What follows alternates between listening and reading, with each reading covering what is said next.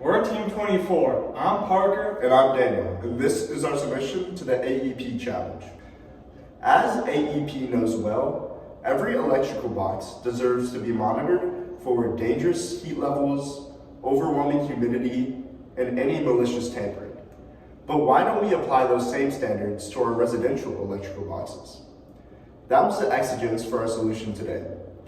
We've decided to seek a solution that is both practical and cost-effective.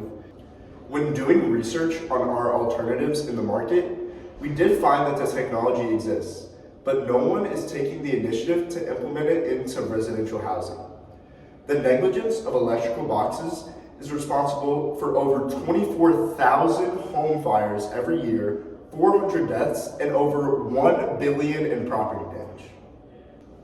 While planning for our project, we had to ask ourselves some questions. One of those questions was, which hazards can we monitor for the most effective solution? Now, among many other things, such as exceedingly high currents or corrosion to the box itself, we landed upon high heat, high humidity, and tampering. And now, let's move on to our prototype. Our prototype features multiple key components that allow us to measure these levels. And that is an ultrasonic sensor, which captures the door opening, which is indicative of tampering, as well as an atmospheric sensor that captures both the temperature and the humidity inside of the box. And that ties into one of the key features of our product. Although it's nice to have an alarm that may go off when something's wrong with your electrical box, that's only really relevant if you're home. And oftentimes, these problems can be very urgent. That's why we've set up our Raspberry Pi to deliver text messages giving the specific issue to the owner of the house or whomever may be responsible for taking care of the electrical box. So here you can see our code.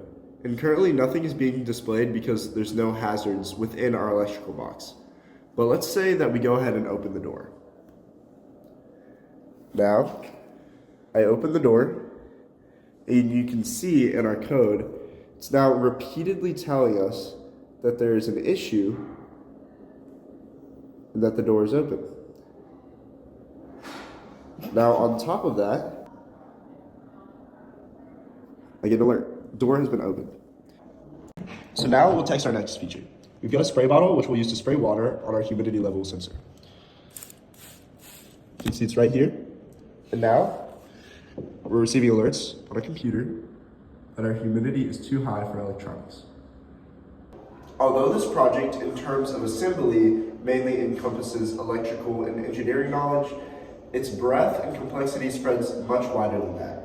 Having a holistic understanding of the humanities and how problems like these can affect people all around the globe is very important when coming up for solutions that are most practical and effective.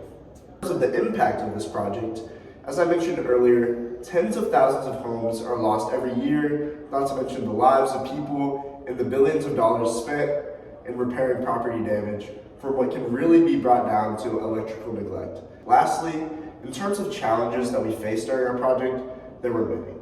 Being freshmen, we haven't had a lot of experience with these electronics, and therefore there was a big learning curve on understanding how to assemble the parts and use the technology to capture what we wanted to effectively, not to mention the wide array of part choices that we had, and we wanted to make sure that we chose the best ones to create a well-rounded product. We were able to overcome these problems with the help of our peer mentors and the event organizers, as well as consulting our resources on the internet, which was in all very helpful to complete our project. Thank you guys for listening. We're Group 24.